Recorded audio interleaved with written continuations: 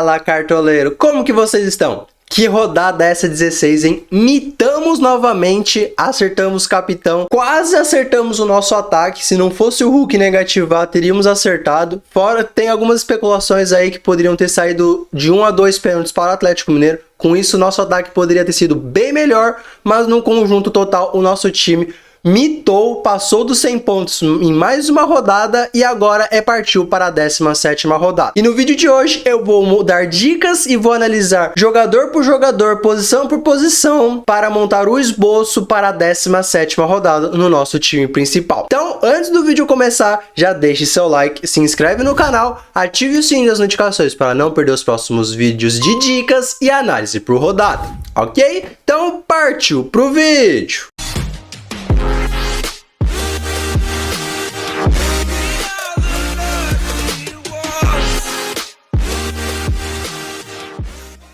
Bom, e como vocês podem ver aqui bem em cima do meu ombro, o nosso time principal fez 105,28 pontos. No total nós temos 238,07. Foi uma ótima pontuação. Como eu falei, se não fosse o Hulk, que foi o pior jogador do nosso time, na verdade foi o único jogador que negativou, mas faz parte, Cartola FC isso, e bola pra frente aí, e vamos para a 17ª rodada. Que nessa rodada é aquela questão, para muitos cartoleiros é uma das rodadas mais fáceis que tem de escalar no Cartola, da história do Cartola. Só que ao mesmo tempo que ela é fácil de se escalar, ela é uma rodada muito traiçoeira, porque se vocês olharem no mais escalados, tem apenas um jogador que está fugindo de Flamengo e Palmeiras. Mas se Palmeiras e Flamengo não corresponderem ao que todos estão esperando, ou vai ser aquela rodada que vai ser a pior rodada da história, que todo mundo vai fazer ali de 20 a 30 pontos, ou vai ser uma rodada que todo mundo vai passar tranquilamente aí dos 80 a 100 pontos. Então por isso que eu não vou escalar tantos jogadores assim de Palmeiras e Flamengo. É claro que a base tem que ser desses times, porque eu não posso fugir muito,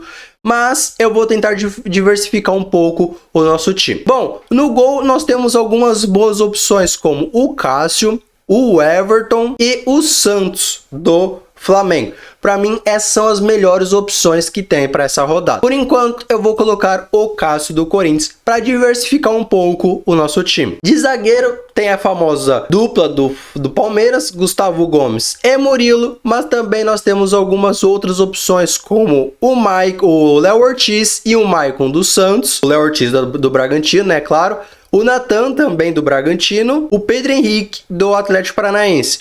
Essas são algumas opções para diversificar de Murilo e Gustavo Gomes, mas dos demais eu não indicaria nenhum. Bom, eu vou colocar Murilo e Gustavo Gomes, né? Não tem muito o que fugir, porque eu sei que esses dois zagueiros eles têm um enorme potencial para recuperar uma possível perca de SG. Para mim, essa é a melhor dupla que tem por enquanto para essa rodada. De laterais, nós temos algumas boas opções, como Luan Cândido, Marcos Rocha, Aderlan, Samuel Xavier pela boa fase do Fluminense e pela boa fase do Samuel Xavier também, Piquerez, Madison e Abner Vinícius. Para mim, essas são as melhores opções. Eu vou quadruplicar a defesa do Palmeiras por enquanto. É claro que ainda tem muita coisa para acontecer.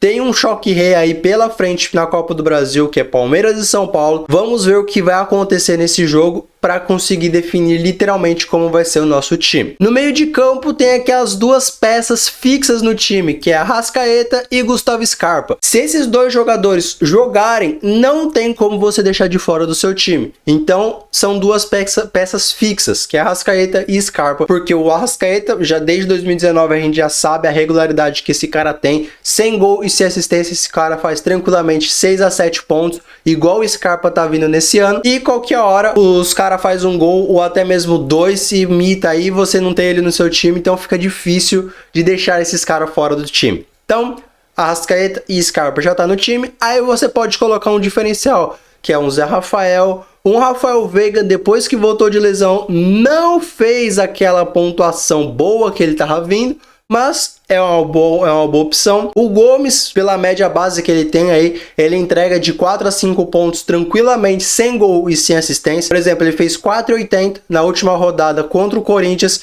sem gol e sem assistência, o cara fez 4,80. Então, só de você ter um cara regular no seu time, já é uma ótima opção. O Wellington Rato é uma excelentíssima boa opção, principalmente pensando que o Fortaleza jogando fora de casa não tá vindo tão bem assim. E a maioria dos gols que o Fortaleza tá sofrendo é pelo lado do Wellington Rato. É ali naquela posição que ele tá atuando. Então o Wellington Rato é uma ótima opção sim também.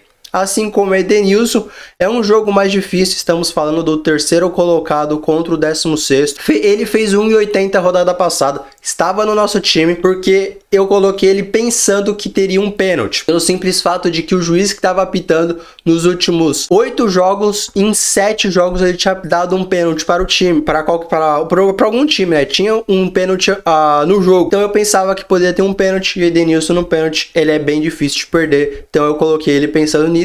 Mas infelizmente não teve, mas já ajudou no nosso time. Terence é uma ótima opção também, jogando dentro de casa, ele é super regular, vejo ele como uma boa opção, assim como o Patrick também tá vindo de ótimas pontuações aqui. É claro, algumas rodadas ele dá uma falhada, né, tipo 0,40 e 0,90, mas aqui ele tem um 6,70, 10,50, 10,10, ele tá vindo assim jogando em casa, ele faz uma ótima pontuação, já jogando fora, a pontuação dele vai lá embaixo. Então, priorizando jogando em casa, eu vejo o Patrick como uma boa opção também. E para quem quiser diversificar também, Everton Ribeiro é uma ótima opção. Para o meu terceiro meio-campista, eu vou colocar o Wellington Rato do Atlético Goianiense. No ataque, eu já vou colocar um jogador que para mim é unanimidade nessa rodada, é o Pedro, por ser o capitão mais escalado, não tem como deixar ele de fora. Então já vou escalar aqui o Pedro. Mas outras opções válidas para essa rodada: o Cano do Fluminense, Luciano do São Paulo, Marcos Leonardo do Santos, Dudu do Palmeiras,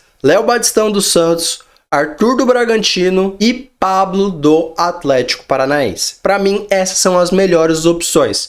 Aí você fala, eu não vou indicar o Calério? Olha as últimas pontuações dele: 0,60, 0,90, 3,10, 2, 0,30, 2, e aqui é que tava na boa fase dele, artilheiro.